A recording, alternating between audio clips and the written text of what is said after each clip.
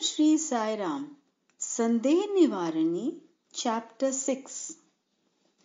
Namaste Swami, Shubham Astu. With your grace, everything is Shubham. Without it, everything is Ashubham. Good. But have you realized how both these are based on grace? In one, both subsist. Both are conferred by the self-same grace. Well, let that topic stand by. Last time you got a folk poem to digest and it must have affected your thoughts deeply. Now, in what stage of equanimity is your brain? Everything appears a puppet show now, Swami, but only off and on. The mind forgets and gets caught by the fascination of the objects. What mystery is this, Swami?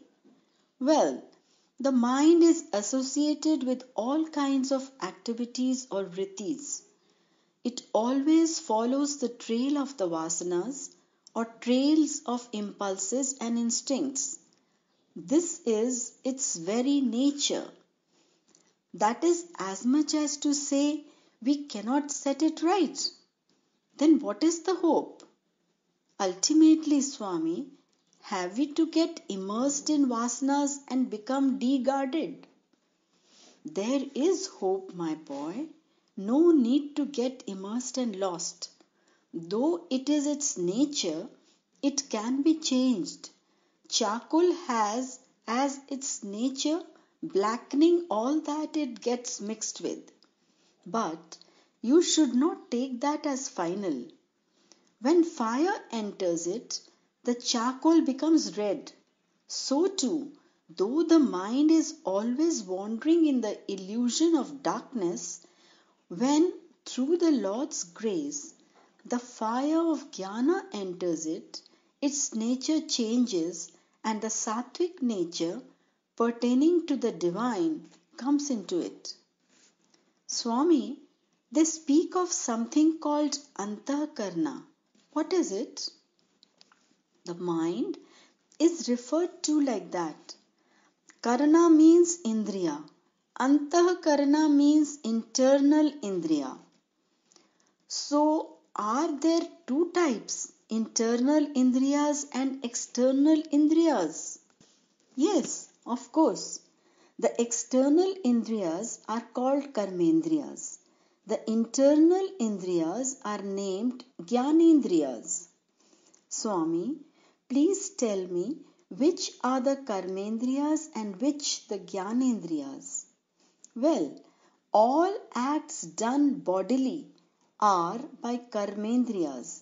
They are 5 in number. Those which impart jnana from inside are named jnanendriyas. These are hearing, touch, sight, taste and smell. Both these together called dasendriyas, the 10 organs. So what is the work that both these do together? What is the connection between their function and the manas or mind? So what is the work that both these do together?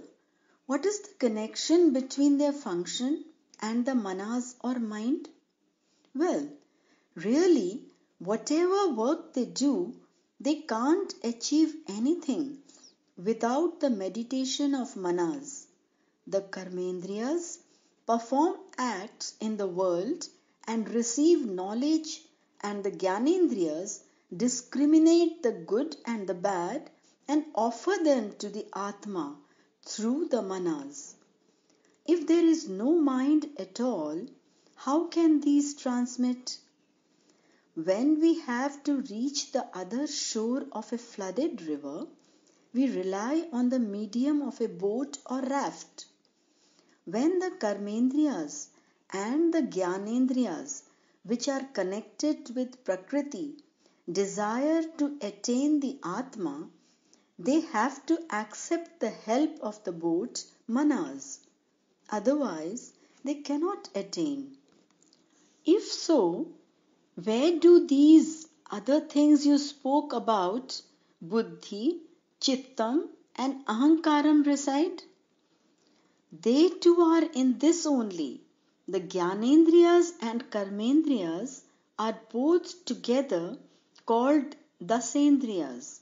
Of these, four are distinguished and referred to as Anta Chatushtaya, or the internal four Indriyas. Those four are Manas, Buddhi, Chittam, and Ahankaram. Very nice. That is to say, all are in the same thing. Life is indeed funny. But Swami, what is the function of these four? Manas grasps the object, Buddhi examines arguments for and against, Chittam understands the object by means of these, Ahankaram changes the decision for or against, and by attachment slackens the hold of jnana. These are the things they do. Excuse me, Swami, I am asking only to know, where do these exist in the body? I am glad. Don't worry. Manas is in the Kapula, Buddhi in the tongue, Chittam in the navel, and the Ahankaram in the heart. Excellent. So Buddhi and Ahankaram are in the most important places. These are the chief causes of all the world's miseries. Then, if we examine it with reference to your words, it looks as if there will be no misery when these two places are made pure. You have indeed listened to me attentively. Yes, that is right. First, if words are used in a clean and pure manner, that is proof of buddhi treading the right path. When ahankaram is suppressed and conquered, that is proof of the heart being pure. Therefore, be very careful as regards these two. Then, even your manas and chittam will come to have good vrittis. Then only will you be free from pain and misery. They can never happen to you then. So, among all these, who is the I? Who is the experiencer of all this? We have arrived at the right point. You are none among all these. All these exist only so long as the feeling, this body is mine, exists.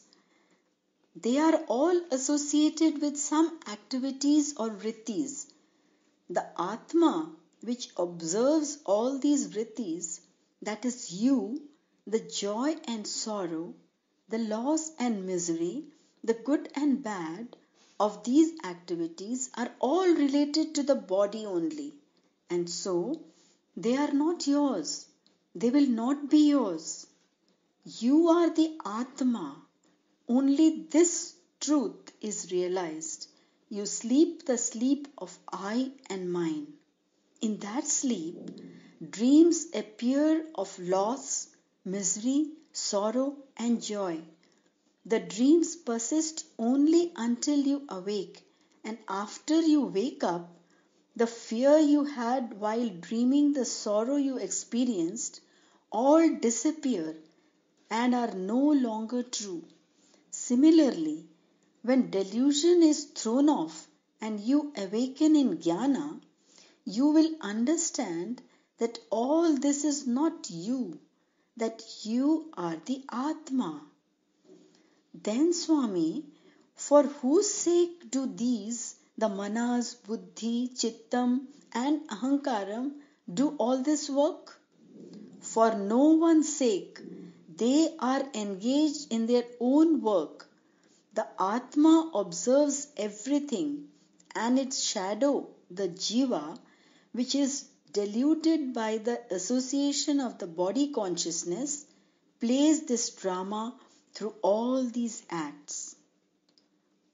Om Shanti, Shanti, Shanti.